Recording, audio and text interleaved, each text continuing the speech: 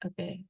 Baik, teman-teman semua, selanjutnya akan kita dengarkan kata sambutan dari Koordinator Divisi Karya BPP FLP yang akan disampaikan oleh Mbak Ika Safitri. Kepada Mbak Ika dipersilakan, Mbak.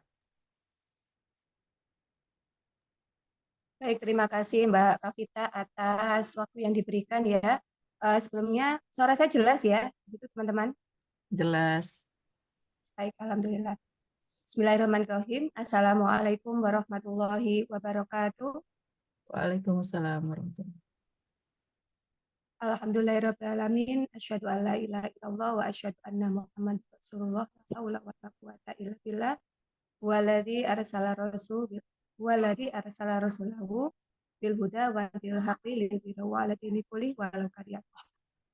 Alhamdulillahirrahmanirrahim. Pada kesempatan kita di pagi hari ini ya, bertepatan dengan hari Ahad tanggal 28 Januari tahun 2024, Allah Subhanahu wa taala masih memberikan kita semua kesehatan dan juga kesempatan untuk bisa berkumpul ya, meskipun secara daring ya pada Zoom kali ini, yaitu pada acara karantina lomba WRF tahun 2024.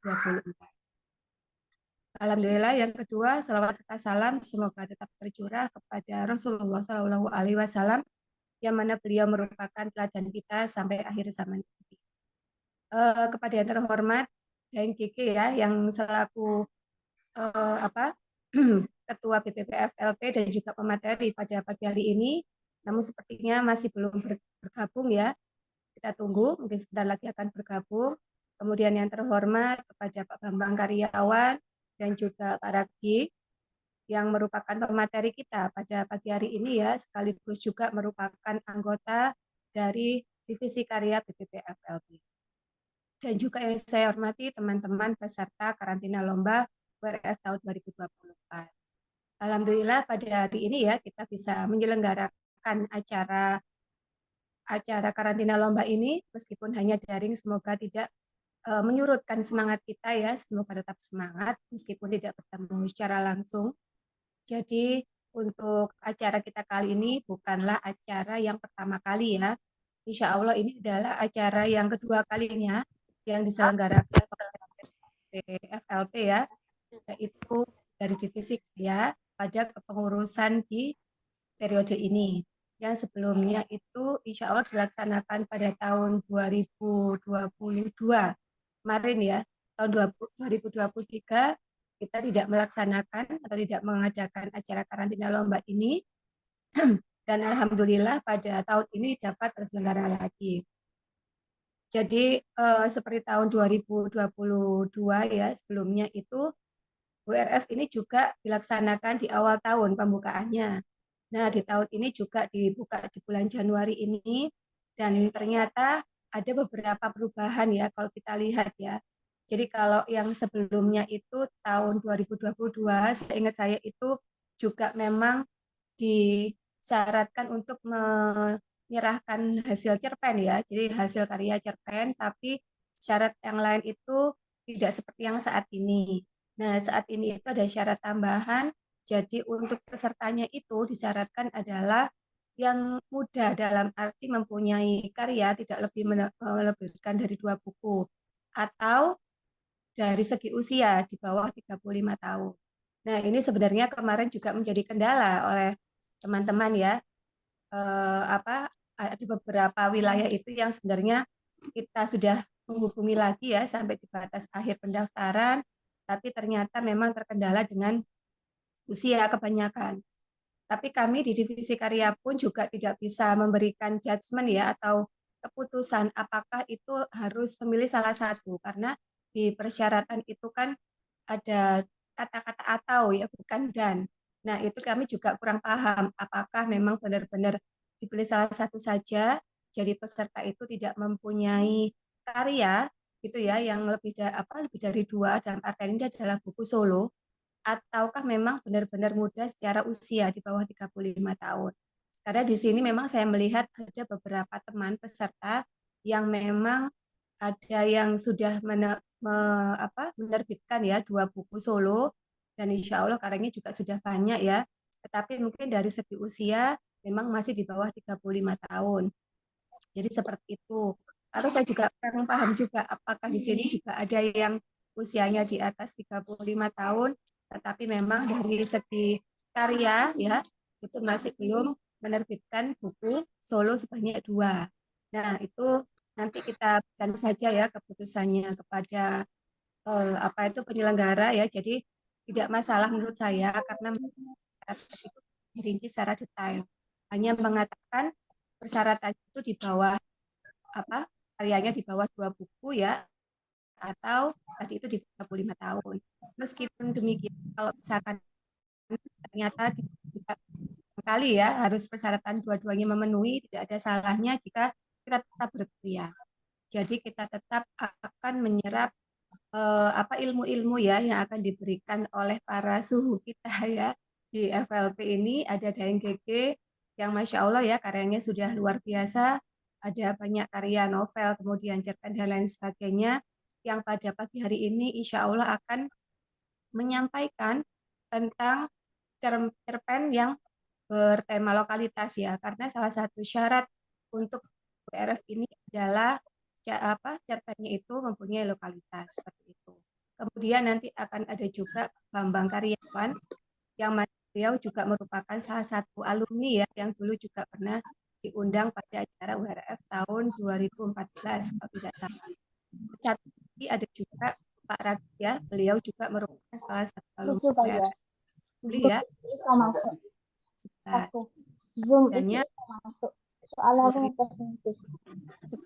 beliau ini yang Aku dikirimkan volume tidak hanya cerpen saja ya. Tapi saya juga kurang paham detailnya seperti apa. Jadi setahu saya itu buku kumpulan cerpen. Nanti bisa barangkali Pak Ragbi dan juga Pak Bambang menceritakan pengalaman-pengalaman mereka berdua bisa lolos di ajang yang bergengsi ini ya. Nah, jadi nanti apa para pemateri akan menyampaikan bagaimana pengalaman-pengalamannya, tips-tipsnya untuk bisa lolos di acara ini. Kemudian nanti silakan ada juga tanya jawab. Jadi serap apa ilmu yang sebanyak-banyaknya dari para pemateri kita seperti itu. Dan nanti untuk para peserta ini kita harapkan tetap aktif di grup ya karena tidak hanya kita Zoom ini sekali saja kemudian selesai, tapi nanti insya Allah akan ada tindak lanjutnya. Jadi untuk tindak lanjutnya ini kami meminta pada para peserta untuk nanti segera setelah selesai dari acara Zoom ini untuk membuat cerpen ya yang tema lokalitas, terus kemudian nanti diserahkan kepada kami dan para pemateri kita di sini insya Allah akan mereview cerpen-cerpen dari teman-teman. Dan nanti cerpennya itu insya Allah akan dibedah pada pertemuan kedua yang insya Allah akan dilaksanakan pada tanggal 11 Februari tahun 2024. Nah, semoga dengan adanya bedah karya nanti gitu ya, kita para peserta ini bisa tahu gitu loh bagaimana seharusnya menulis cerpen yang sudah ditulis itu bagaimana, apakah sudah sesuai, apakah kurang apa gitu ya. Jadi nanti insya Allah akan ada sesi selanjutnya yaitu di tanggal 11 Februari. Nah, jadi mungkin itu sambutan dari saya. Terima kasih ya atas kerjasama dari teman-teman semua, antusiasnya juga luar biasa. Meskipun memang target kami sebenarnya tiap wilayah itu ada 2 delegasi ya yang mengikuti kegiatan ini. Sehingga target di awal ada 66 orang peserta dengan masing-masing wilayah itu mengirimkan 2 delegasi. Tapi ternyata seperti yang saya sampaikan di awal karena terkendala usia dan mungkin yang lain ya. Jadi alhamdulillah ada 35 orang pendaftar yang bersedia untuk mengikuti karantina lomba WRF tahun 2024 ini. Itu saja mungkin yang bisa saya sampaikan ya. Kemudian untuk selanjutnya nanti saya serahkan kembali ke Mbak Kavita ya sebagai MC sekaligus moderatornya memandu acara sampai selesai. Semoga acara kita pada pagi hari ini senantiasa diberikan rahmat dan barokah ya dari Allah Subhanahu wa taala dan bisa memberikan manfaat untuk kita semua. Baik, terima kasih itu saja yang bisa saya sampaikan. Assalamualaikum warahmatullahi wabarakatuh. Waalaikumsalam warahmatullahi wabarakatuh. Terima kasih Mbak Ika atas sambutan dan arahannya untuk pada pagi hari ini. Tuh. Selanjutnya kita langsung masuki materi pertama, ini yang akan disampaikan oleh Deng Gege, yang juga sudah hadir bersama kita.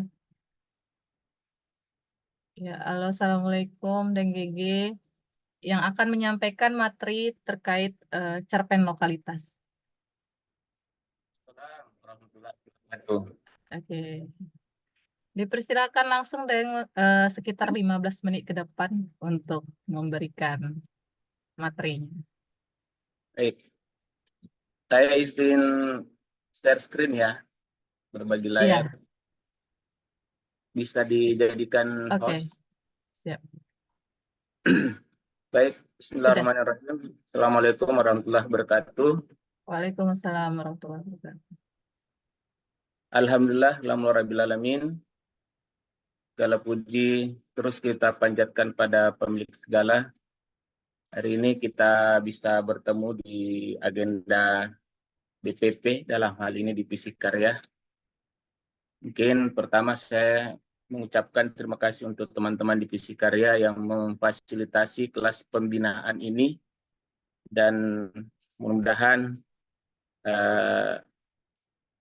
insya Allah berbuah hasil di Ubud nanti. Kalaupun tidak, ya insya Allah banyak ilmu yang bisa kita petik dari pertemuan kita hari ini.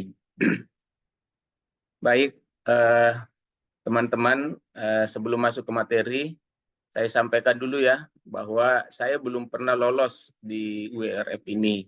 Ya, jangan sampai ada yang mencari-cari data saya di ini nanti. Kemarin ketika ada karantina, saya mengajukan diri ke divisi karya. Ya, saya juga dong mau jadi narsumnya di karantina ini, mengingat hampir semua karya saya berbasis kearifan lokal. Ya. Kalau yang alumni itu Pak Bambang dengan Uda Rakdi. Ya. Baik, saya benar-benar hanya ingin berbagi karena selama ini karya-karya saya yang mendapatkan penghargaan itu selalu berbasis kearifan lokal. Baik, saya share screen ya. Materi saya 15 menit. Ini kayak debat capres ini. Sangat terbatas waktunya. Ya, saya sampai kaget tadi malam lihat Randon, kayaknya salah Mbak Ika ini kok 15 menit ya. Ternyata memang 15 menit katanya. Nanti sesi tanya jawab yang ini. Jadi ada 3 poin yang ada ketika kita menulis tentang kearifan lokal. Ya, yang pertama adalah aktivitas masyarakat lokal tersebut atau yang menjadi pandangan hidupnya, ya, yang menjadi prinsipnya, yang dari prinsip itu ada nilai-nilai atau ada norma kebaikan yang bisa dipertahankan atau yang bisa memajukan masyarakat tersebut. Misalnya masyarakat yang membagi 3 hutan ya, kalau di Kajang misalnya ada yang boleh dimasuki, ada yang boleh dimasuki boleh tapi tidak boleh ditebang, ada yang memang tidak boleh dimasuki. Nah, itu pandangan hidup ya, dan aktivitas masyarakat tersebut dari pandangan hidup itu untuk menjaga kelestarian hutan. Ya. Jadi dulu mereka orang-orang dulu itu belum paham bahwa kalau menebang hutan itu akan menyebabkan banjir, tapi ternyata dari prinsip-prinsip hidup mereka, pandangan hidup mereka itu ternyata membawa ke sebuah norma atau ke sebuah sebuah kebiasaan yang kemudian menjaga keamanan hidup mereka. Kemudian poin yang kedua yang bisa kita masukkan dalam kearifan lokal adalah pengetahuan. Banyak hal-hal yang misalnya ilmu yang ada di masyarakat tersebut, apakah bahasa daerahnya, apakah budayanya, yang kemudian ternyata dari pengetahuan itu bisa memecahkan masalah. Ya. Kemudian yang ketiga adalah bagaimana strategi orang-orang yang ada di sekitar itu untuk memenuhi kebutuhan hidupnya. Ya. Jadi kita jangan menganggap kearifan lokal itu, cerpen kearifan lokal itu selalu identik dengan bahasa daerah, ya. Misalnya ada bahasa daerahnya, ada bahasa Bugisnya. Kalau Bugis ya, itu sudah kita anggap sebagai kearifan lokal. Tidak. 3 ini sebisa mungkin ada supaya benar-benar muncul norma yang berlaku di masyarakat tersebut. Dan yang menarik itu dari sebuah kearifan lokal itu adalah yang jarang diangkat, ya, yang kurang diekspos. Kalau sudah sering, biasanya juri atau kurator juga itu sudah tahu. Jadi kurator itu biasanya mau membaca naskah yang dari naskah kita itu dia mendapatkan pengetahuan baru. Ya. Berikutnya, kenapa kita harus menulis atau kenapa harus memasukkan kearifan lokal dalam tulisan kita? Yang pertama adalah kita sebagai penulis, kita bahkan pernah mengangkat, FLP pernah mengangkat tema milad itu adalah literasi hijau. Bagaimana kita bertanggung jawab sebagai orang yang literat di FLP itu untuk melestarikan alam, untuk melestarikan kearifan lokal yang ada. Ya, kita jangan mengangkat kearifan lokal itu sebagai konflik.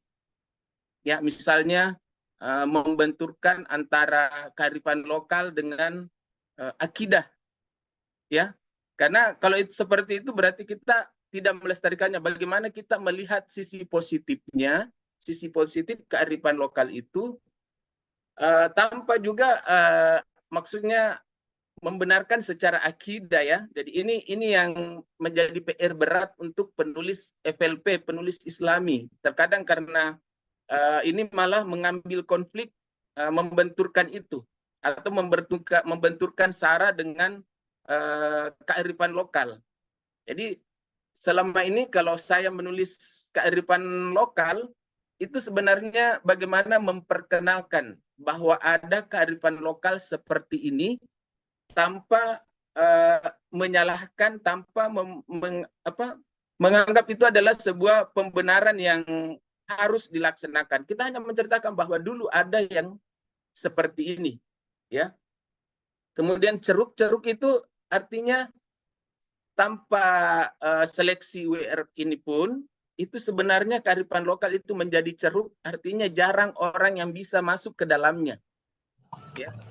Kenapa saya sering menang lomba? Karena itu ceruk saya. Jarang orang yang bisa masuk ke dalam situ. Saya mengangkat tentang Bugis, misalnya. Dan itu jarang-jarang penulis Bugis. Jarang-jarang penulis yang bisa mengangkat kearifan lokal Bugis, budaya Bugis. Karena apa? Memang itu butuh riset, butuh pengetahuan khusus, ya. Kalau saya, riset saya mungkin 50-50 ya, antara riset dengan pengalaman. Itu karena saya sudah berumur, ya. Beda dengan teman-teman ini yang di bawah 35 tahun, ya, jauh di bawah saya. Berarti kalian memang benar-benar harus memperbanyak riset dari bacaan kah, dari wawancara untuk masuk ke ceruk ini. Untuk mengambil mutiara dalam ceruk ini, kalian harus itu tadi ada riset, baik berupa observasi atau mungkin ya paling ringannya itu mencari di Google. Tapi ingat, mencari di Google itu sebenarnya kalau setiap penulis mencari di Google maka akan muncul data yang sama.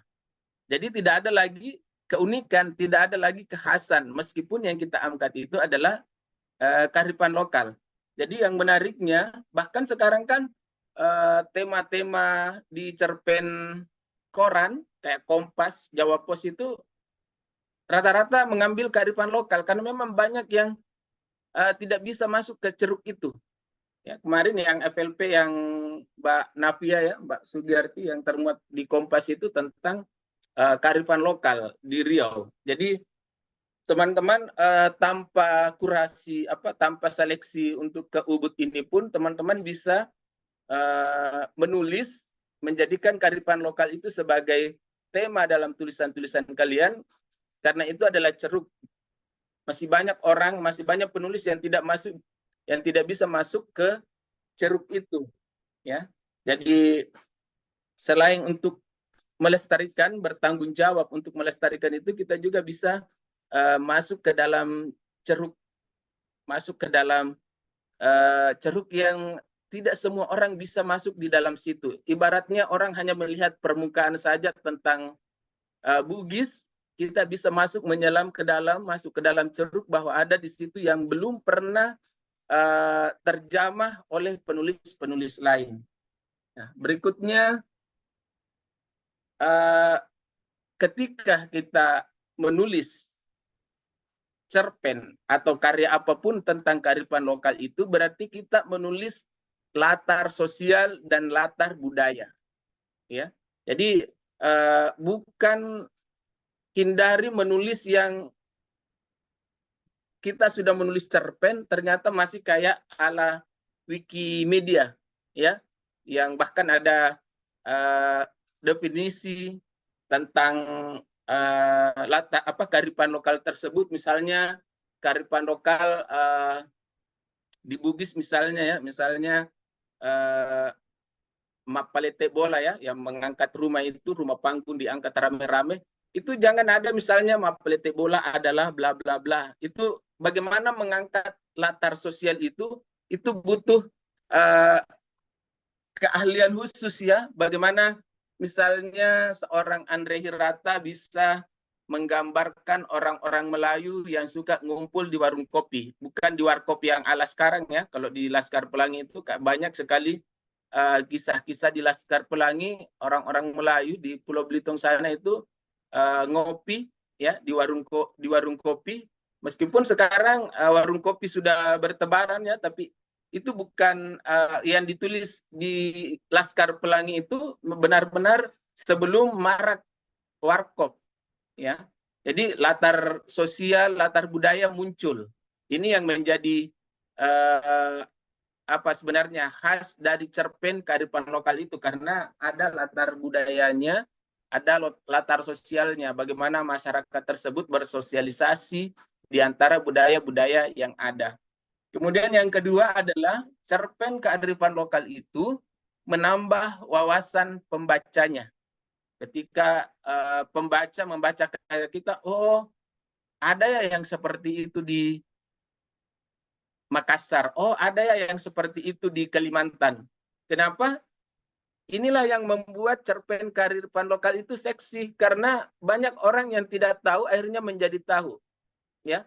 Dan itulah bedanya cerpen yang berisi dengan yang tidak berisi, ya. Cerpen yang bunyi dengan yang tidak bunyi. Cerpen yang bunyi itu ada sesuatu yang didapat pembaca, bukan hanya cerita-cerita cengeng yang misalnya patah hati atau kemudian jatuh cinta tanpa ada wawasan yang didapat pembaca.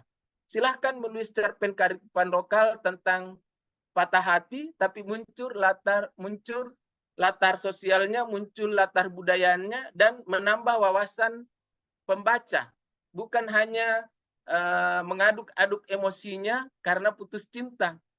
Tidak ada yang ditahu yang selain itu. Itu yang membedakan antara cerpen kearifan lokal dengan cerpen biasa yang tidak masuk ke tema kearifan lokal. Mungkin kita jago dalam segi membangun konflik. Konflik tokohnya misalnya cerai, tokohnya atau misalnya putus, tokohnya misalnya berpisah. Tapi tidak harus juga ditambah dengan latar sosial, dengan latar budaya, dan menambah wawasan pembaca tentang kearifan lokal. Ketika kita sudah mengangkat latar sosial, latar budaya, berarti kita sudah menambah wawasan dari pembaca, ya. Ini yang dua ini yang paling penting sebenarnya ketika kita menulis cerpen kearifan lokal. Bagaimana menambah wawasan pembaca tanpa menggurui, kemudian tanpa membenturkan tadi, ya, Sarah. Ini yang harus hati-hati. Kemudian tulis yang paling dikuasai, ya. Coba bisa mungkin apa yang paling dikuasai, kemudian kita menambah riset kita, ya. Makanya saya selalu mengambil Bugis karena itu yang paling saya kuasai. Kemudian dari wawasan yang saya punya, dari pengetahuan yang saya punya itu lumayan banyak karena sudah banyak pengalaman ya, sudah berusia. Nah, teman-teman yang di bawah 35 tahun ini atau 35 tahun ke bawah ini harus banyak-banyak observasi, harus banyak-banyak riset. Saya biasa riset itu bertanya ke orang tua atau mungkin dengan mencari di Google, ya. Nah, yang perlu dihindari adalah menyudutkan suku, agama, ras, ya. Jadi kita jangan membangun konflik yang menyudutkan agama tertentu, menyudutkan suku tertentu atau ras tertentu. Ya, ini yang harus dihindari, teman-teman, ketika kita menulis cerpen kearifan lokal. Dan saya ulangi kembali, cerpen kearifan lokal itu, yang kearifan lokal itu adalah temanya, bukan bahasanya. Karena ada juga yang hanya karena menuliskan dalam dialog, dalam bahasa daerah, misalnya tokohnya bapak dipanggil Ambo kalau Bugis, tokohnya ibu dipanggil Indo kalau Bugis. Nah, itu dia sudah anggap sebagai kearifan lokal. Sementara ceritanya tidak ada muncul kearifan lokal. Jadi itu yang ini ya, kita jangan terjebak ke istilah-istilah lokal saja dan bahasa daerah. Ya, tapi memang benar-benar kearifan lokal apa yang ada di situ. Ya, misalnya kalau yang pernah jadi cerpen terbaik Kompas ya, yang Kasur Tanah yang dari Madura itu, kalau orang meninggal keluarga harus memberikan kasur kepada imam yang mengurus jenazah dengan pandangan bahwa nanti di kuburannya itu dia akan menggunakan kasur, ya. Nah, jadi itu muncul kearifan lokalnya bahwa pandangan orang di Madura itu seperti itu dulu. Apakah sekarang tidak seperti itu? Tinggal bagaimana kita menuliskannya, perbedaan antara dulu dengan sekarang. Ya. Kemudian yang perlu dihindari berikutnya adalah memindahkan naskah Google. Saya kalau mencari mencari data di Google, saya hanya mencocokkan apa yang saya punya, apa yang saya tahu dengan yang ada di Google. Jadi banyak yang saya tahu tentang Bugis itu tidak ada di Google. Nah, itu yang membuat saya kalau nulis kearifan lokal Bugis selalu merasa ini khas, ini tidak ada yang, ini belum ada yang tahu, ya. Karena saya hidup saya lahir kecil dan besar di lingkungan Bugis yang kemudian membentuk saya banyak tahu tentang Bugis yang itu tidak ada di Google. Ya. Berikutnya juga saya banyak referensi ya, buku-buku tentang Bugis, tentang Makassar. Jadi kalau hanya di Google itu tadi kelemahan kita mencari observasi tunggal di Google adalah penulis lain juga jangan sampai mengandalkan Google akhirnya tidak menjadi lagi khas, tidak, karena ternyata semua orang sudah tahu juga karena sudah ada di Google. Itulah fungsinya kita bisa mencari data lain selain di Google, selain di mesin pencari, ya. Tapi misalnya dengan orang tua kita atau dengan buku-buku, ya.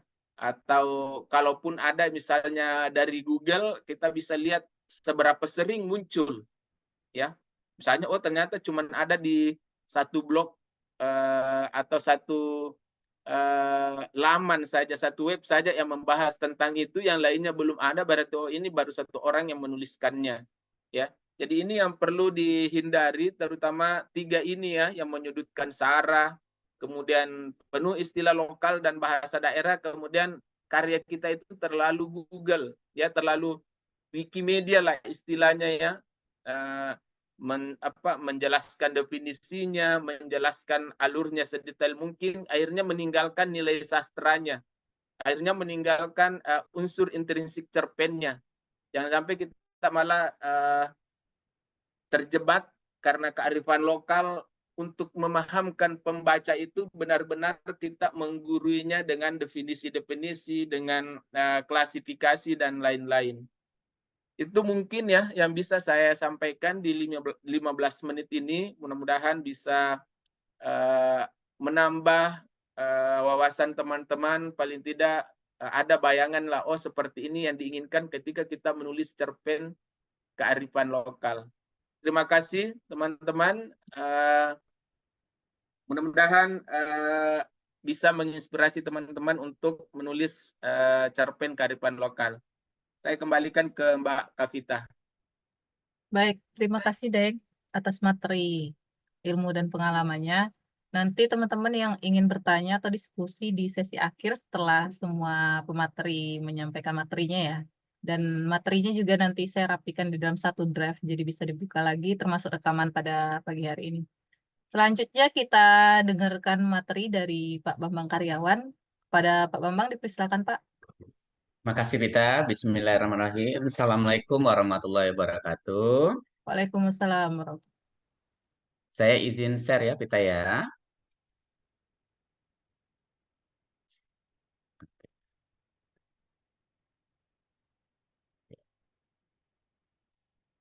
Baik, alhamdulillahirrahmanirrahim. Allahumma sholli ala Muhammad wa ala ali Muhammad. Yang kami hormati Ketua FLP kita, Daeng, GG Mapangewa, kemudian rekan pemateri, Uda Rahdi, kemudian kita serta Mbak Ika dari Divisi Karya yang berusaha memfasilitasi teman-teman untuk bisa melihat lebih jauh sebuah ajang yang kita sebut dengan Ubud Writer and Reader Festival.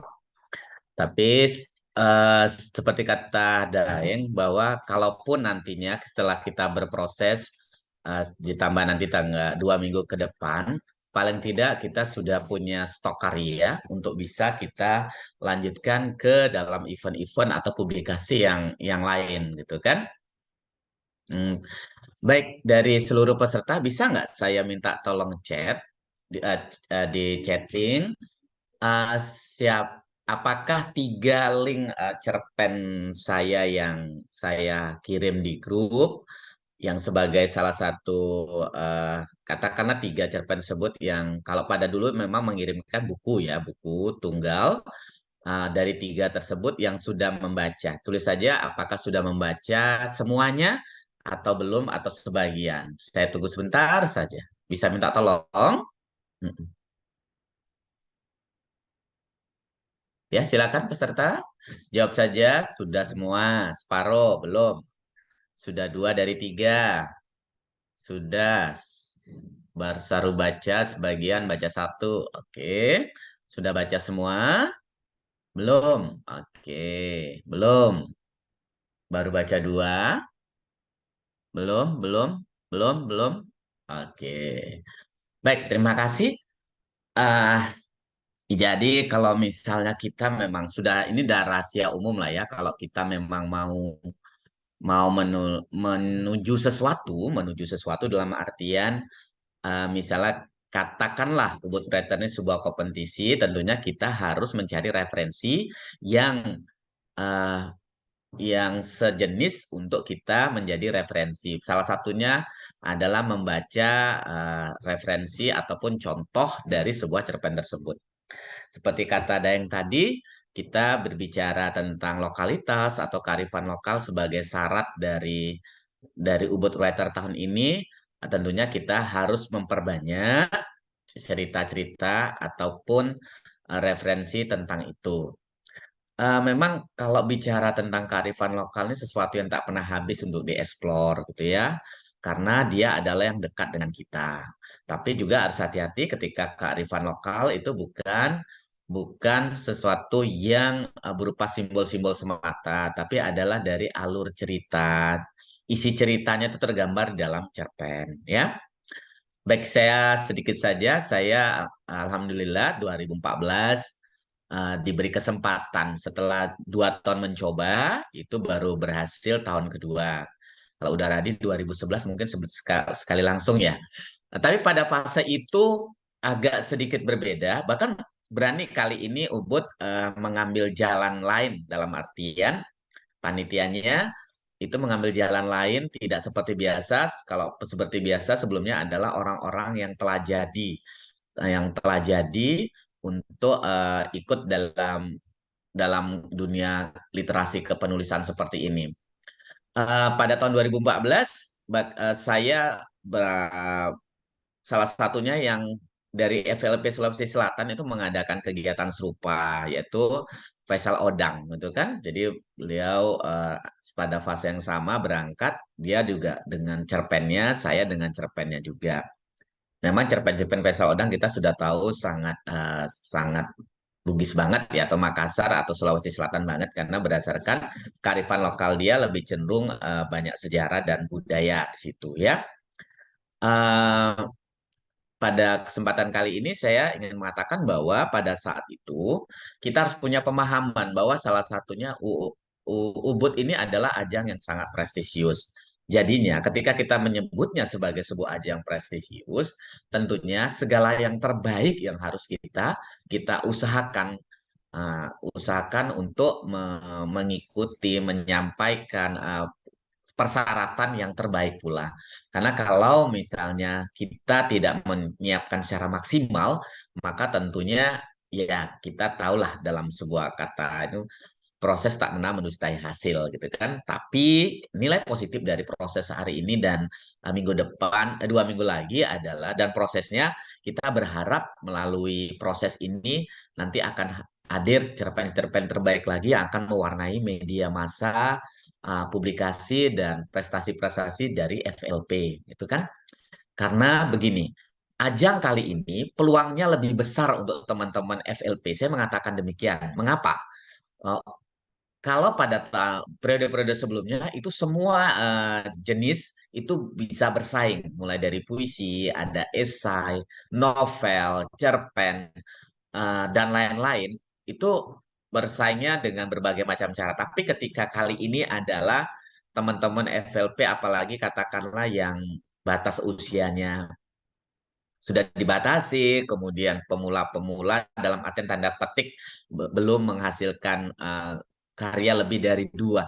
Kalau kita berpersepsi, tadi Mbak Ika mengatakan di awal bahwa karyanya apakah buku antologi ataupun buku tunggal.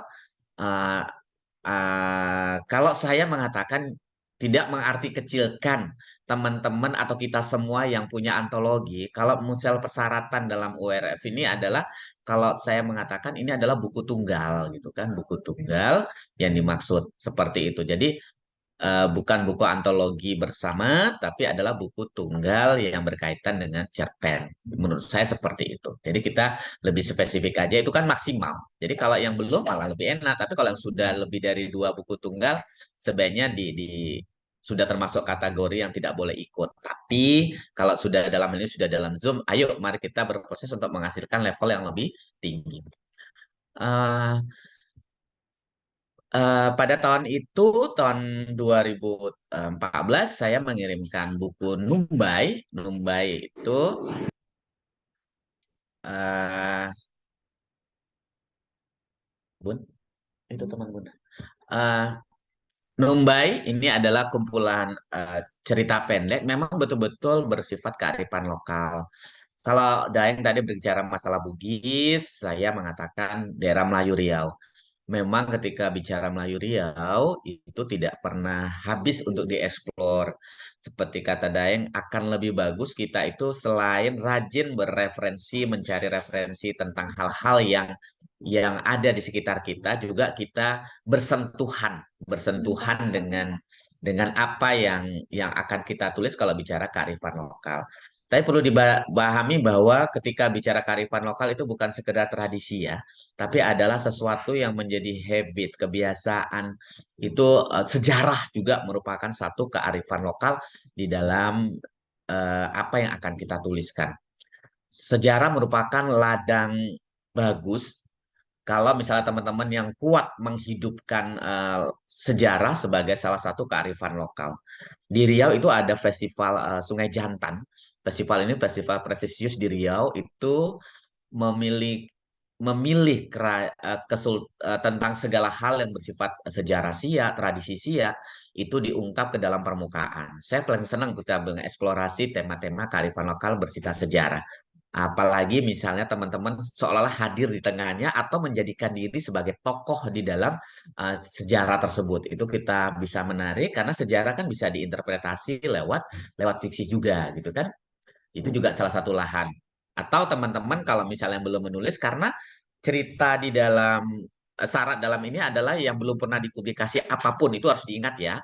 Jangan sampai suatu saat ketika panitia mendetek oh ini pernah dipublikasi di online, di FB dan sebagainya itu jangan sampai. Jadi betul-betul pure dalam artian belum pernah dipublikasi.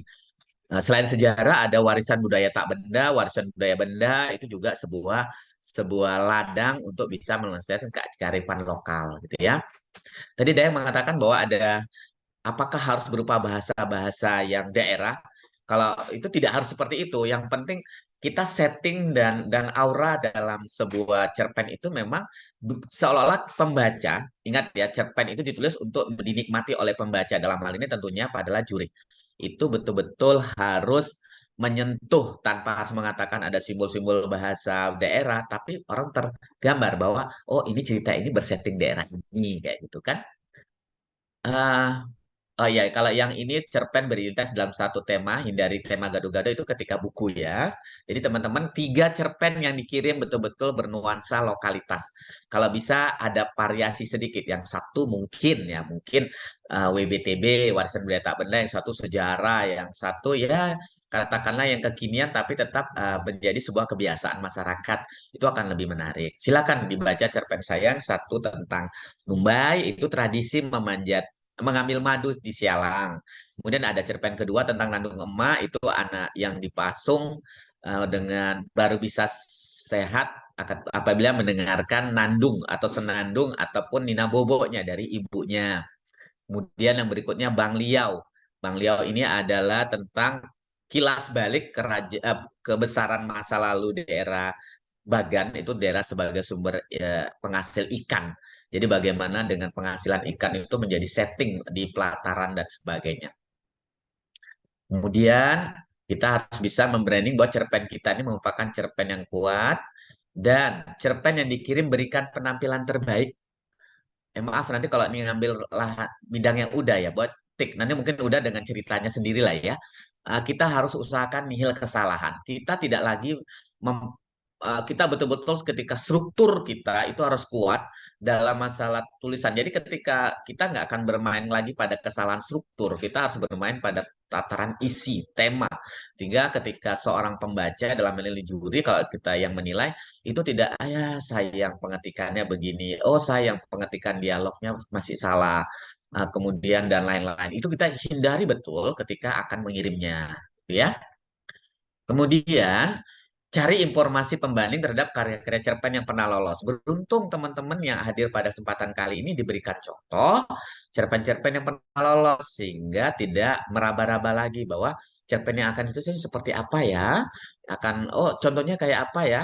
Nah, makanya nanti yang lebih esensi lagi kali ini kita sesi pengenalan ketika nanti beda beda cerpen teman-teman nanti insya Allah dengan senang hati saya sama Uda dan atau siapapun nantinya akan mencoba menguliti referensi cerpen-cerpen teman-teman apakah sudah kalau bahasanya layak untuk kita kirim ke dalam Ubud. Ambillah timing-timing terbaik untuk menghasilkan karya-karya terbaik ya. Baca buku yang pernah diterbitkan WRF sebelumnya. Kalau teman-teman mungkin bisa lihat di websitenya URF ya, Ubud ini ya, bisa melihat cerpen-cerpen seperti apa karena nanti akan dimuat itu cerpen-cerpen yang terbaik. Tapi kalau pada periode sebelumnya itu kan campuran-campuran. Jadi fokus saja pada cerpen. Jadi energi baru 2 minggu ini coba disiapkan betul energi untuk membaca cerpen-cerpen. Tadi udah mengatakan, Dayang ada mengatakan referensi kita semana, apakah ke media tertentu, silakan. Banyak juga kok yang di platform-platform kita melihat cerpen-cerpen bertema lokal. Angkatlah daerah masing-masing. Jangan karena Dayang sudah terbiasa menulis ini, nanti teman-teman coba menulis Bugis, pada saya berasal dari Kalimantan misalnya. eksplorasi daerah masing-masing itu menambah kekayaan. Itulah tujuan dari Ubud untuk menghimpun kekayaan Indonesia ke permukaan internasional seperti itu. Kemudian, nah ini yang coba saya belum tahu apakah secara kelengkapan administrasi yang harus disampaikan itu harus seperti apa dengan format apa. Kalau pada periode saya mengirim, saya betul-betul melengkapi sebanyak-banyaknya bisa dilengkapi. Kalau tidak ada batasannya berapa halaman tentang profil diri kita maksimalkan saja, tapi tidak perlu juga mubazir sesuatu yang tidak berhubungan dengan cerpen gitu. Jadi kita fokus pada cerpen, aktivitas kita, karya kita, prestasi kita. Silakan kalau misalnya ada ruang-ruang untuk menghasilkan profil, jangan dikirimkan dengan sekadarnya saja, tapi betul-betul dimaksimalkan kondisi tersebut. Ya, itu sangat penting. Saya pikir itu saja yang bisa saya berikan. Tapi nanti tolong nanti akan disampaikan sama Kapita untuk periode berikutnya tanggal 11 Februari nggak salah. Kita akan ketemu lagi. Yang paling penting kita di situ kami akan coba menganalisis. Tapi yakinlah usaha proses ini akan tetap ada nilai manfaat plusnya untuk kita bersama. Terima kasih. Assalamualaikum warahmatullahi wabarakatuh. Waalaikumsalam warahmatullahi wabarakatuh. Terima kasih Pak Bambang atas paparan materinya. Teman-teman bisa isi link kegiatan ya di kolom chat yang udah saya berikan. Nanti rekaman Zoom sama materi dari narasumber juga ada di situ, termasuk nanti pengumpulan cerpen ya Pak ya. Cerpennya nanti biar lebih rapi dan teman-teman bisa akses semuanya. Selanjutnya kita persilakan kepada Bang Rakdi. Udah Rakdi untuk materi ketiga terkait UWRF. Persilakan Bang. Ini saya bagikan juga di link drive-nya ya.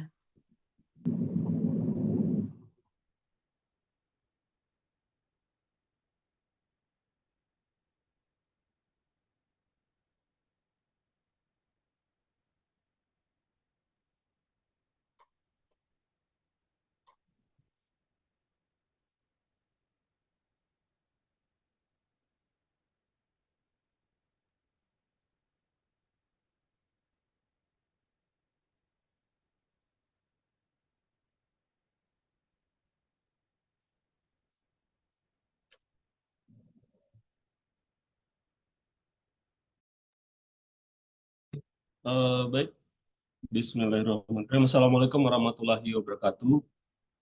Terima kasih Mbak Kapita yang sama-sama kita hormati. Daeng GG, kemudian Mbak Ika, Pak Bambang, dan seterusnya teman-teman semuanya peserta pendampingan atau karantina untuk seleksi program Ubud Writer and Reader Festival tahun 2024. Sebelumnya apakah sudah tampil ya? Yang share screen sudah? Sudah Bang.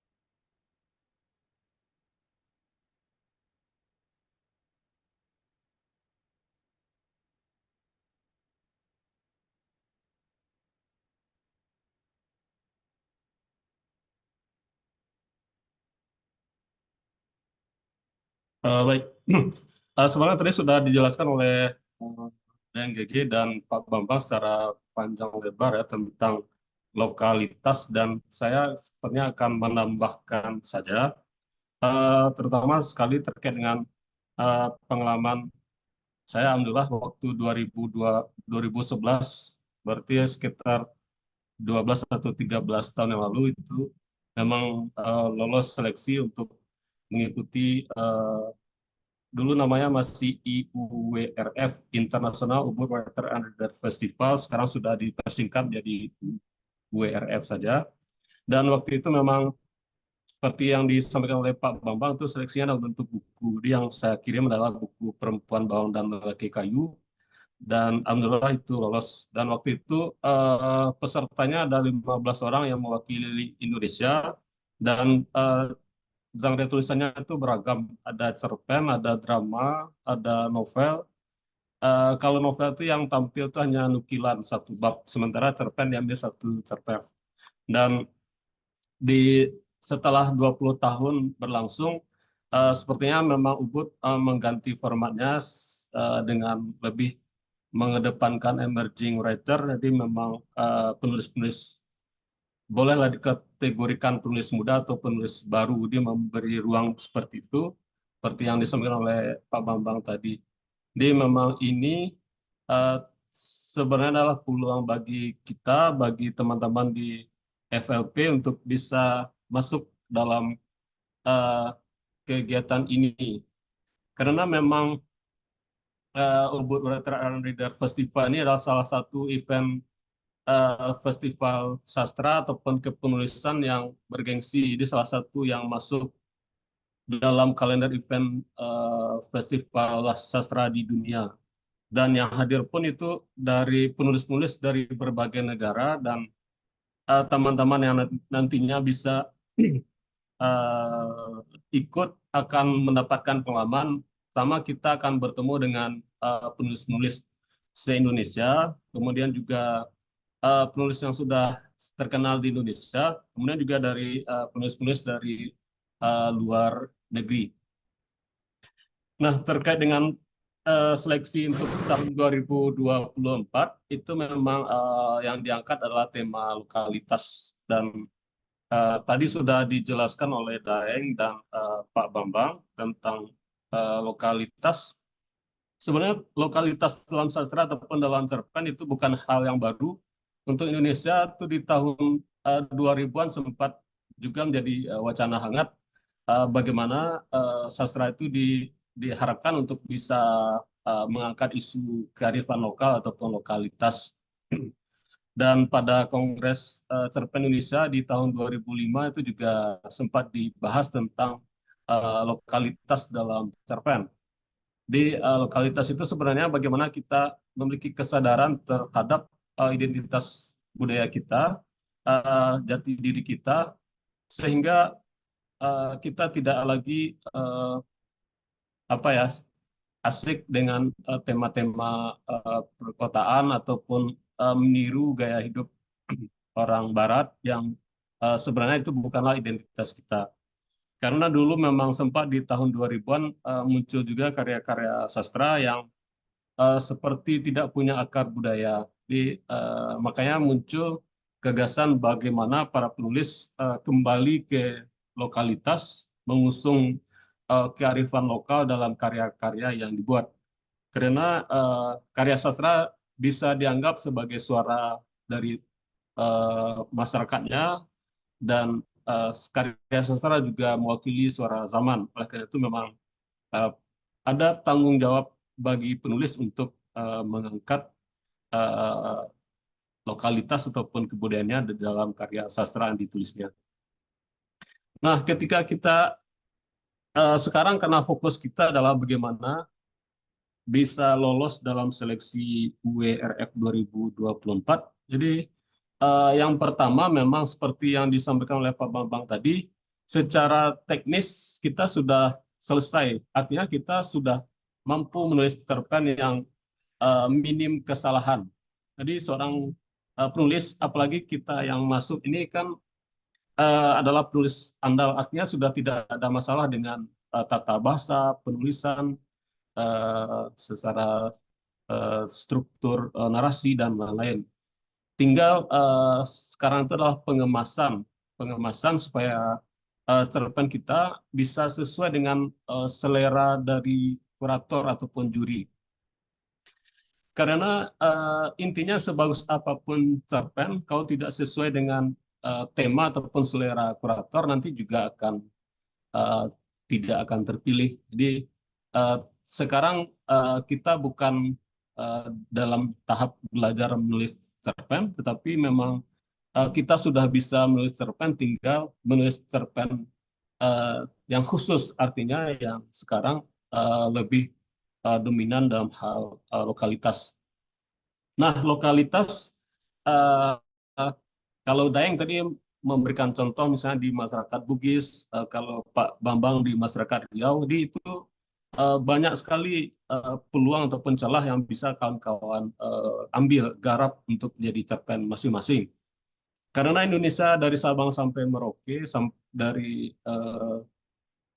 ya sampai Papua ya, itu banyak sekali yang bisa digarap dan saya yakin masing-masing kita punya modal, punya bahan yang banyak untuk diceritakan.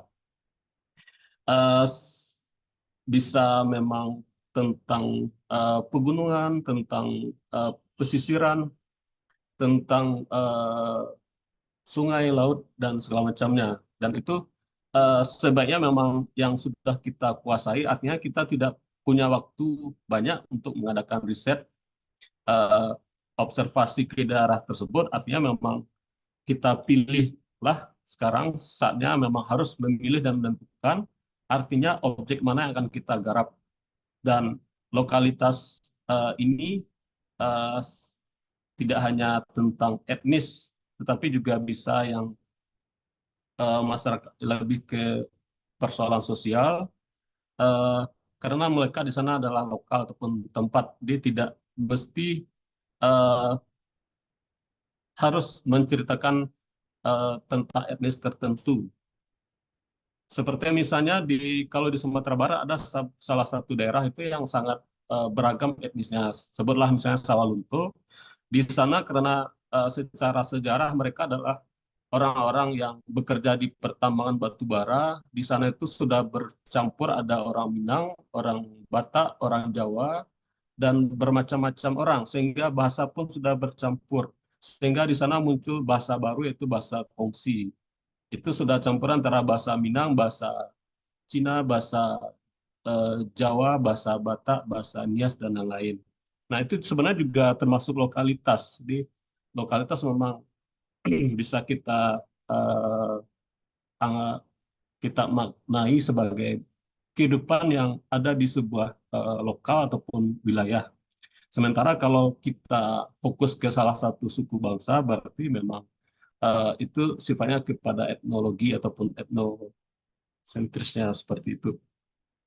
Yang jelas ketika kawan-kawan sudah memilih lokalitas yang akan kawan-kawan jadikan materi cerita, usahakan sedetail dan serealis mungkin. Di sini saya katakan ada detail dan realis. Salah satu dosen dari Universitas Pendidikan Indonesia ya, UPI Bandung, mengatakan bahwa kelemahan dari cerpen-cerpen Indonesia, terutama yang dihasilkan oleh penulis-penulis muda, adalah lemah dalam hal deskripsi.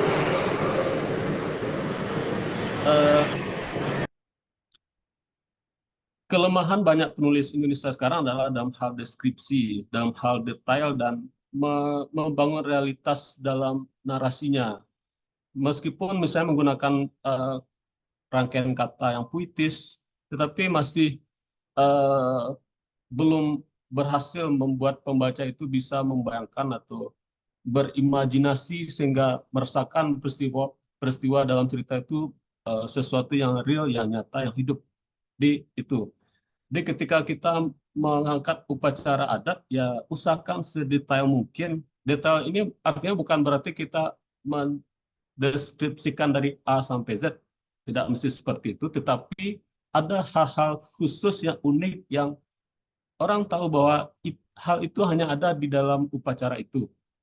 Misalnya begini, karena saya dari Sumatera Barat, dari Minangkabau misalnya, pakaian orang itu akan berbeda ketika di acara berale, upacara keseharian, upacara pengangkatan penghulu itu berbeda. Yang berbeda. Nah, di dalam cerita kita, dia seperti sesuatu yang kecil, tetapi itu yang akan memantik imajinasi pembaca, sehingga pembaca yakin ini adalah sesuatu yang real. Padahal kita hanya berhayal, tapi inilah yang akan menguatkan lokalitas kita. Misalnya bagi kawan-kawan yang berkunjung atau pergi ke lokasi kampung ataupun yang masih kental adatnya, bisa melihat misalnya ke struktur bangunan. Misalnya di bangunan itu hal yang lokalitas bisa kita lihat pada misalnya bentuk ukiran di pintu, kemudian di bawah atap atau ada ornamen-ornamen tertentu yang dipasang di dinding. Kalau kita ke Mentawai misalnya, kita akan menemukan di bawah hubungan atap itu ada digantung kerangka-kerangka atau tengkorak kera, ada hasil tangkapan seperti itu.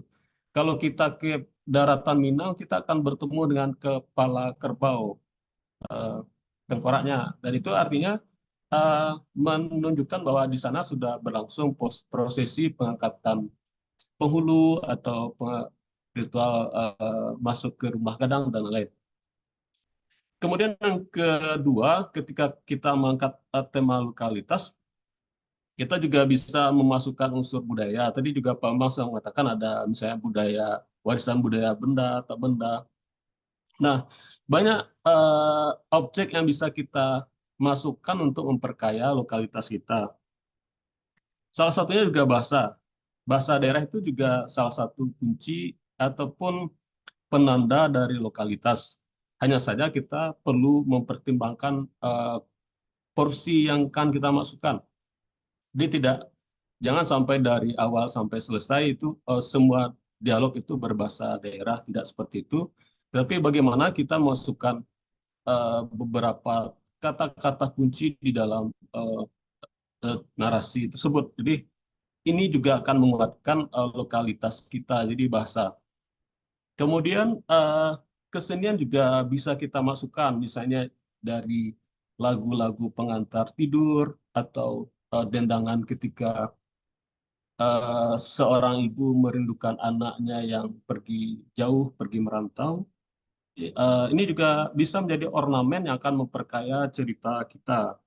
Kemudian seperti yang saya sebut tadi, misalnya ritual adat, kemudian ada tradisi, kemudian ada hal-hal yang bersifat misalnya teknologi tradisional. Ini juga bisa kita masukkan lagi-lagi ini untuk memperkaya struktur cerita kita, narasi kita. Karena kalau kita kembali ke hakikat cerita, dia akan berputar di hal yang itu saja. Misalnya, sebutlah misalnya tema cerita dari Indonesia, pergi pun kita ke Amerika, ke Inggris, dan Cina, itu tema akan berputar dalam hal cinta, persaudaraan, hubungan orang tua anak, pertemanan, dan lain-lain. Itu tema-tema cerita akan berkisar di hal seperti itu. Yang membedakannya adalah bagaimana bangunan narasi yang punya kekayaan dalam hal seperti tadi, muatan-muatan ada lokalitas, ada budayanya, ada ornamen bahasa, ada informasi-informasi terkait dengan uh, arsitektur di daerahnya, dan lain-lain. Nah, kawan-kawan juga bisa memasukkan misalnya di daerah kita ada permainan anak yang sudah langka, itu juga bisa memperkuat lokalitas kita. Nah, berikutnya sesudah itu ada beberapa poin tadi, ada unsur-unsur budaya, kemudian bisa juga kita menghadirkan peristiwa sejarah di sana misalnya. Jadi ketika kawan-kawan akan nulis tentang lokalitas ini, sebenarnya banyak hal yang bisa dijadikan bahan cerita. Kalau peristiwa sejarah, misalnya tentang ada pengasingan tokoh perjuangan misalnya ke suatu pulau terpencil, ini kan juga bisa dijadikan sebagai bahan cerita. Atau meskipun ceritanya tidak tentang itu, tetapi bisa saja kita selipkan di dalam narasi kita ada informasi tentang ini. Sehingga sekali lagi, kalau saya dalam menulis itu memang selalu mengusahakan di dalam teks itu ada lapis-lapis teks yang lain, ada jalinan-jalinan teks yang lain, sehingga ketika orang membaca teks saya itu dia mendapatkan teks-teks yang lain yang kita masukkan ke dalam teks itu untuk menambah pengayaannya ataupun menambah referensi. Kemudian bagaimanapun juga sebuah cerpen intinya itu bagaimana bisa dinikmati oleh pembaca. Hakikat karya sastra adalah sebuah karya yang ditulis dengan mengeksplorasi bahasa, menceritakan tentang manusia dan kehidupannya yang akan dinikmati oleh manusia juga. Artinya kembali juga nanti ke seorang manusia, bagaimana dia bisa merefleksikannya kepada kehidupannya, menghubungkannya dengan pengalaman-pengalamannya, perasaannya, sehingga yang melekat itu adalah di dalam cerita yang kita buat itu memang mesti ada unsur emosi, ada sesuatu yang sangat apa ya, universal, artinya dimanapun nantinya siapapun yang akan membaca dia akan mendapatkan pertalian dengan kehidupannya. Artinya sekental apapun lokalitas kita, tetap kita masukkan ada unsur cinta, ada emosi, dan ada sesuatu yang ironis di dalam teks kita. Karena ketika muncul ironi di dalam teks cerpen kita, itu akan membuat pembaca akan terus terngiang-ngiang dengan sesuatu di dalam cerita kita. Itu nantinya akan membuat pembaca terus tidak bisa lepas dari realitas yang kita hadirkan di dalam teks cerpen. Dan tentu saja karena ini adalah narasi cerpen, berarti kita juga harus menguatkan tokoh kita. Tidak cukup dengan latar yang sangat menunjukkan lokal yang kuat, tanpa ada tokoh yang berkarakter kuat, cerpen kita juga akan sia-sia. Jadi kita butuh seorang tokoh yang membuat pembaca bersimpati padanya. Saya tadi sudah membaca cerpen Pak Bambang yang Bang Liung itu ya. Dan saya meskipun di ujung itu kan Siti ternyata dia melakukan pembunuhan terhadap ayah tirinya, tetapi kita bisa memahami kenapa tokoh sebaik Siti tiba-tiba melakukan hal itu. Dan kita bisa bersimpati kepada tokoh Siti, kita bisa berempati padanya, dan saya pikir ini adalah PR seorang penulis cerpen, bagaimana bisa menghadirkan tokoh yang artinya pembaca bisa berpihak padanya, bisa memahami, bisa menyelami relung batinnya, dan kalau bisa memang tokoh itu dia punya sesuatu yang unik yang membuat dia benar-benar manusiawi. Artinya meskipun dia misalnya baik, tetapi tetap ada celah-celah tertentu yang menunjukkan dia bahwa dia adalah manusia yang real, artinya yang bisa ditemukan di dalam kenyataan. Nah, ini beberapa buku ya banyak sekali buku yang mengangkat isu lokalitas, dan kawan-kawan bisa mencari sebanyak mungkin, baik cerpen maupun novel. Ini ada beberapa saya tampilkan cover buku. Ada Parang Tak Berulu, ini dari Raudal Tanjung Banua. Ini tentang masyarakat di Sumatera Barat. Kemudian ada Beni Adnas, ini salah satu bukunya yang di awal dia terjun ke dunia sastra, dan saya pikir ini salah satu buku terbaik dari Beni. Kemudian ada Cari Aku Dicanti, ini juga dari penulis muda waktu itu. Cerpen-cerpennya berlatarkan di Sulawesi. Kemudian ini yang buku saya yang waktu itu mengantarkan saya ke Ubud di tahun 2011. Oh ya, nih, lokalitas adalah dirimu. Kenapa saya tulis seperti itu? Artinya kita tidak usah jauh-jauh mencari yang lain, terutama sekali ketika kita memang punya keterbatasan waktu dalam hal observasi. Berbeda kondisinya, misalnya teman-teman benar-benar seorang penulis profesional, artinya bisa menyiapkan waktu sekitar 3-6 bulan, misalnya tinggal di suatu tempat, menjelami lokalitas, kemudian menghasilkan karya. Itu silakan saja. Tetapi ketika kita tidak bisa beranjak dari tempat kita beraktivitas, sebaiknya tulislah memang sesuatu yang sudah kita kuasai, lokalitas yang ada di dekat diri kita, seperti yang disampaikan oleh Daeng GG tadi. Karena kita orang Indonesia ini punya kelebihan anugerah, kita punya keberagaman, dan itu adalah modal kita bagi kita sebagai penulis. Nah, jangan lupa ini juga menurut saya sesuatu yang jadi poin yang dinilai oleh kurator. Ketika kurator berhadapan dengan ratusan judul cerpen yang bagus-bagus, nanti dia akan melakukan saringan kedua. Jadi meskipun karya kita sudah secara teksnya sudah bagus, tidak ada kesalahan, menarik, lokalitasnya luar biasa, nanti akan diadu juga dengan cerpen lain yang sama bagusnya. Ini terjadi ketika ini waktu saya di 2011 itu, salah seorang kurator mengatakan kepada saya, sebenarnya itu tidak boleh diungkapkan, cuman dia menyampaikan lah ini rahasia katanya.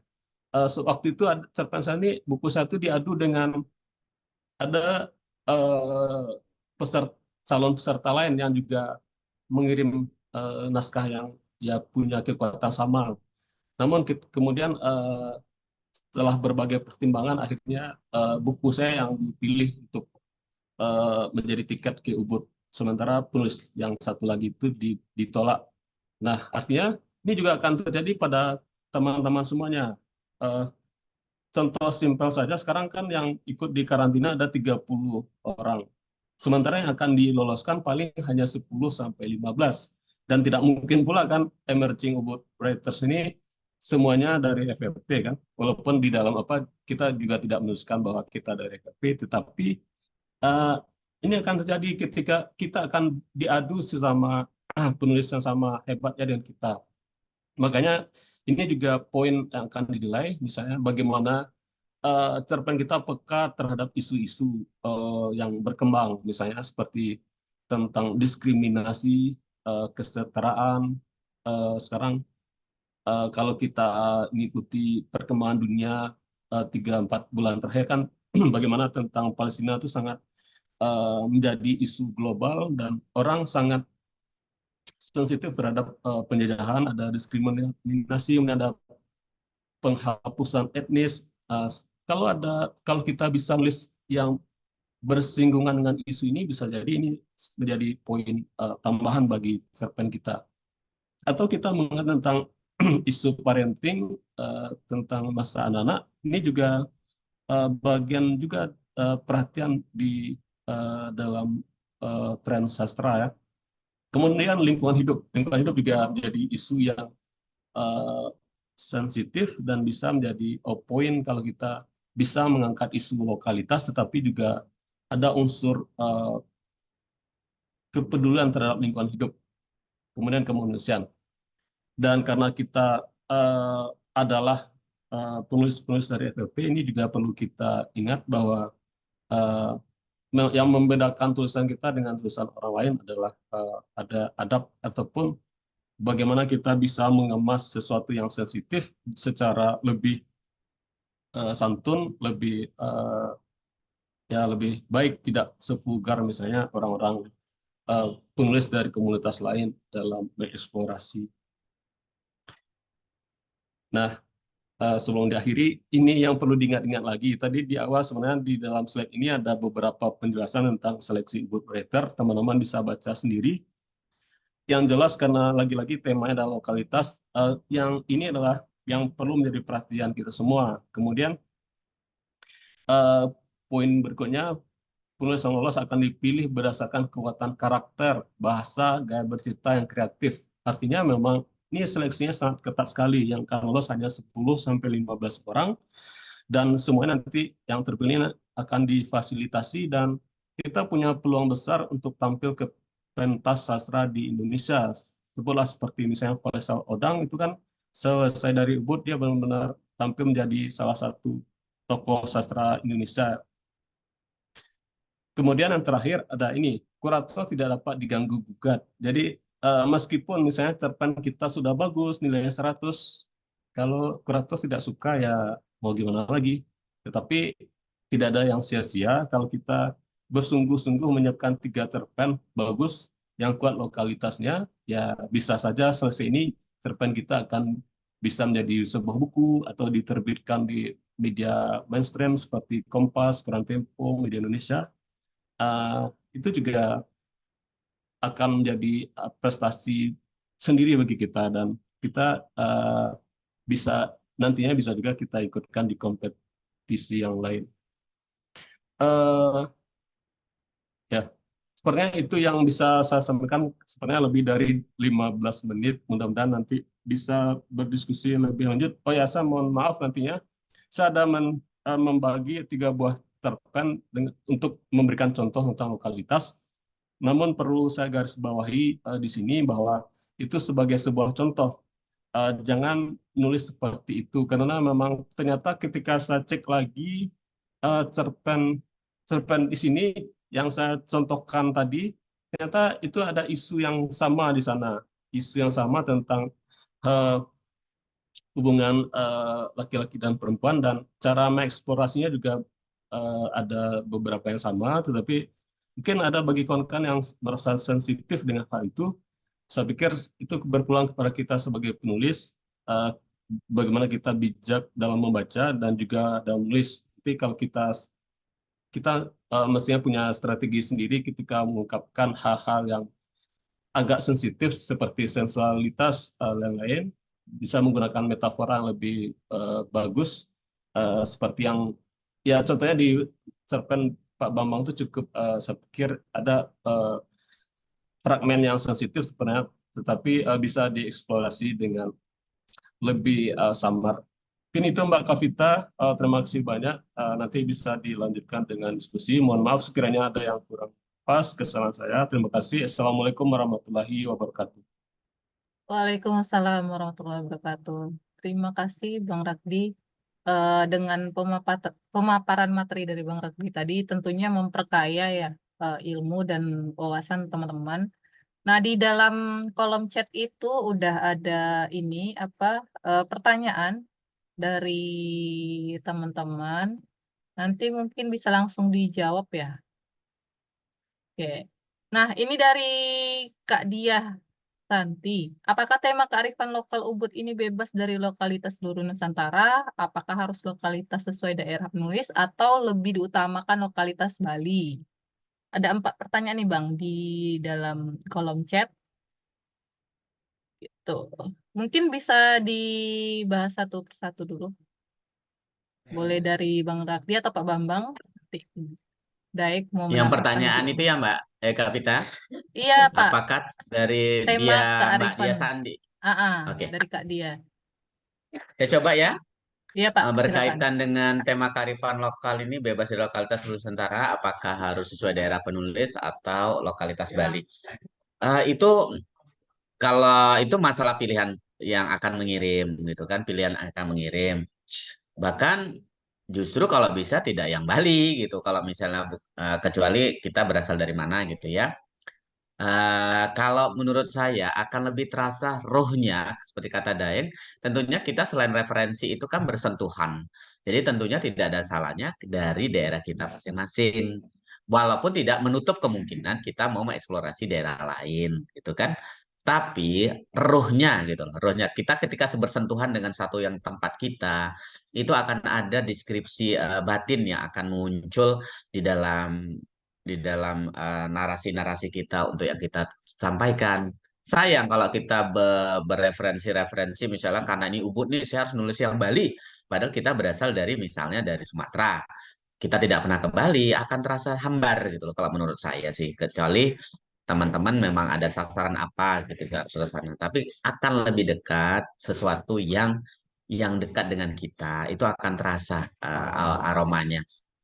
Lagi pula, sekali lagi dari event ini kita akan memanfaatkan setelah dari Ubud, kalaupun belum rezekinya berproses di situ bersanding, itu akan lebih banyak lagi bahwa penulis-penulis dari daerah-daerah itu akan banyak mewarnai khasnya penulisan cerpen di Nusantara. Saya pikir itu kita. Baik, mungkin ada tambahan dari Bang Ragdi dan GG. Oh ya, Meski di materi tadi udah ada ya di slide-nya juga yang dekat saya dengan tambahkan kita. sedikit sebelum Silakan. Daeng ya. Sama lah seperti kita membeli makanan atau membeli produk, misalnya simpelnya begini, Eh, kita mau beli rendang, pasti kita carinya ke Padang atau ke Riau. Padang, Nah, seperti itu maksudnya. beda Kalau rasa. kita, ya, kalau kita misalnya Mbak Diahnya dari, saya tidak tahu, misalnya dari Jawa misalkan, ya, pasti nanti kuratornya akan mencari, kalau misalnya dia akan memilih penulis yang bercerita tentang Bali, pasti lebih yang diutamakan memang orang yang menguasai lokalitas Bali. Artinya persaingan seperti itu, orang pasti lebih cenderung memilih mana yang dirasa lebih menguasai. Artinya kalau penulisnya dari Aceh, biasanya yang diharapkan adalah memang lokalitas Aceh. Meskipun seorang penulis bebas saja dia menulis tentang lokalitas mana, ya silakan. Tetapi orang mencari maestro itu pasti dari lokalitasnya juga gitu. Itu saja dari saya. Daeng, silakan. Baik, terima kasih. Soalnya sama ya, Pak Bambang, udah Ragdi, kita menggali lokalitas kita masing-masing. Kecuali kalau memang ternyata kita di lokalitas kita juga ternyata kan banyak ya yang sekarang, apalagi usia yang dicari itu 35 tahun ke bawah, mungkin ada yang orang Padang tapi tinggal di Jawa misalnya, atau malah berpindah-pindah. Nah, ini malah tidak ada nih yang bisa saya gali misalnya. Itu berarti memang harus sesuai dengan materi tadi apa yang paling kita kuasai untuk kita tulis. Dan saya malah membayangkan itu sebuah kearifan lokal. Kalau misalnya mau dengan trik yang berbeda, misalnya bukan hanya satu yang muncul, tapi misalnya ya, ini yang ide liar saya muncul tiba-tiba dengan pertanyaan ini. Misalnya kita membahas tentang kearifan lokal tentang mandi. Orang Jawa itu kalau misalnya 7 bulanan ada acara mandi. Orang Sumatera, maksudnya itu bisa menjadi topik sentral mandi, tapi kita memasukkan ada beberapa kearifan lokal, ya, termasuk misalnya budaya ketika besok akad nikah, hampir semua budaya itu ada prosesi malamnya. Kalau di Bugis ada mapaci, malam sebelum akad. Nah, di Melayu, saya yakin ada budaya juga kalau itu mau dimunculkan secara ini, tapi kita punya apa ya? Memang kita ahli untuk merangkai budaya-budaya malam sebelum akad tadi untuk menjadi satu jalinan cerita. Ya, jadi yang dilihat adalah seberapa jauh kepiawaian kita bercerita dan seberapa hebat kita menggali kearifan lokal itu. Ya, nanti setelah itu orang akan melihat, oh ini orang Padang yang nulis tentang Bali misalnya. Tapi ya saya pribadi saya hanya akan lebih leluasa menulis ketika saya menulis tentang Bugis, karena itulah yang paling saya kuasai.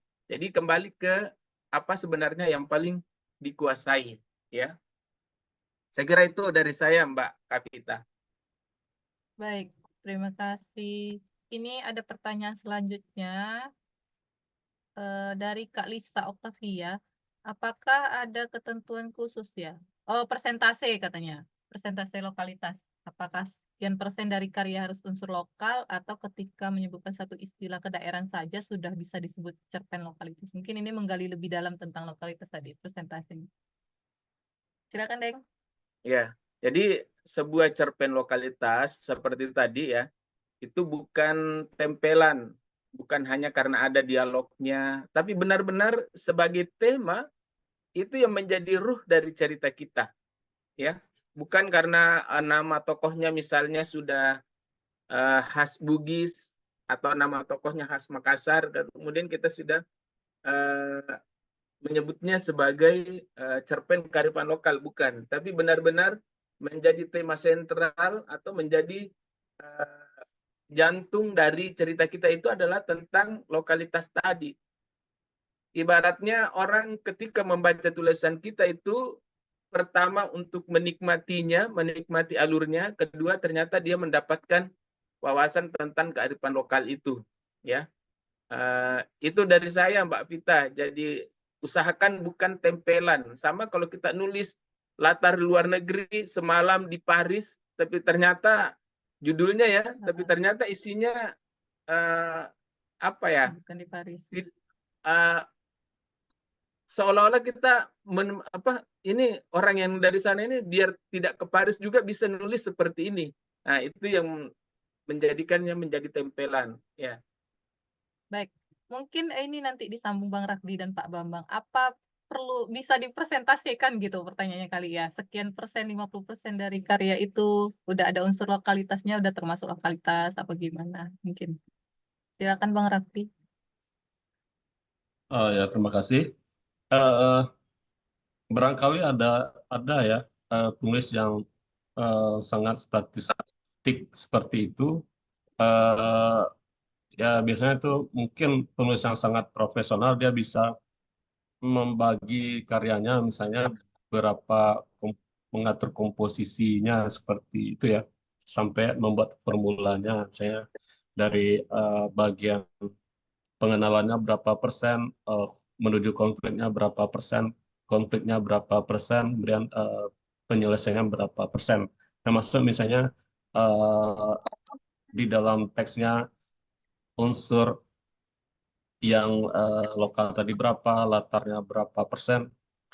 Namun bagi saya sebagai penulis ya, ini saya kembali ke diri saya.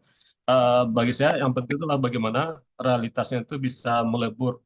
Lebur artinya ketika dari awal pun orang tahu ini adalah bercerita tentang lokalitas, ini kuat di hal lokalitas.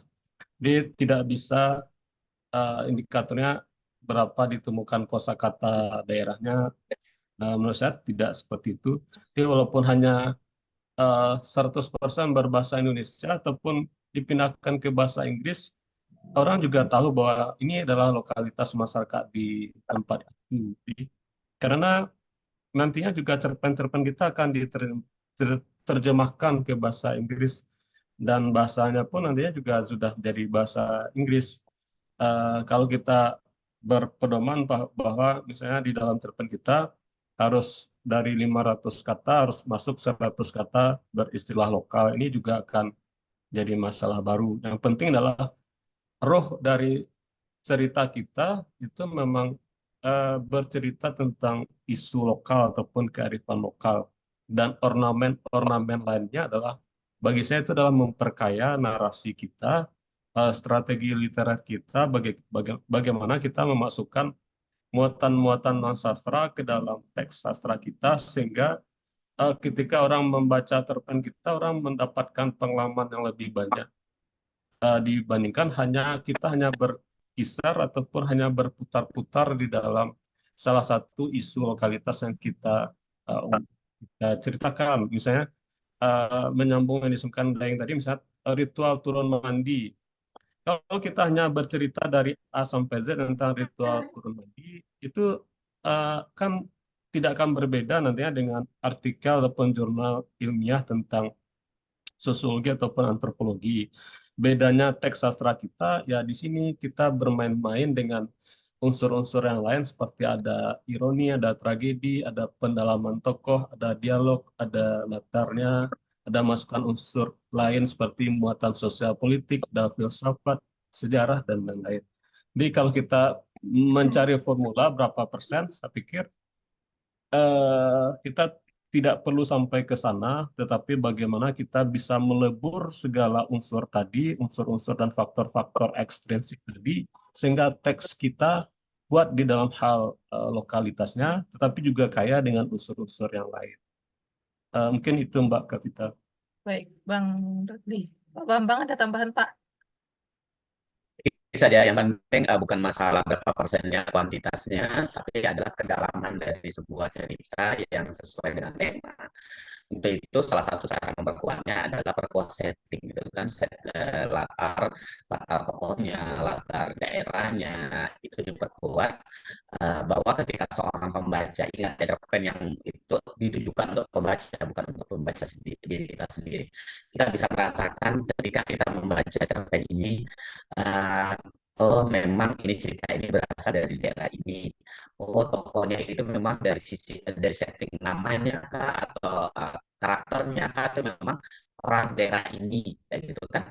Kemudian temanya tetap berlingkup dalam suatu kondisi seperti itu. Memang kita tidak bicara masalah ketika sudah ada bahasa daerah itu dan lokalitas, tidak demikian, tapi Sekali lagi saya suka terminologi aroma lokalitas, itu rasa ketika dalam kita bicara lead, kita bicara alur, bicara plot, bicara konflik, bicara ending, itu tetap mengalir bahwa itu adalah bicara tentang lokalitas yang kita angkat.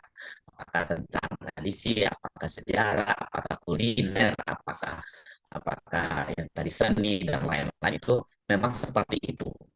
Beda kita. Baik, Pak Bambang. Tadi suara Pak Bambang agak lesu, Pak. Mungkin sinyal. Sinyal ya kita ya. Iya, Pak. Oh. Kurang bersih. Gimana sekarang? Sekarang jauh lebih baik dari tadi. Oke, Baik, Pak. ini begini, bahwa kita tidak bicara masalah kuantitatif seperti itu ya. Kita bicara dalam konteks bahwa kedalaman cerita itu utuh sesuai dengan tema. Ya. Yang tergambar dengan latar atau setting, mulai dari lead, bahkan judul pun,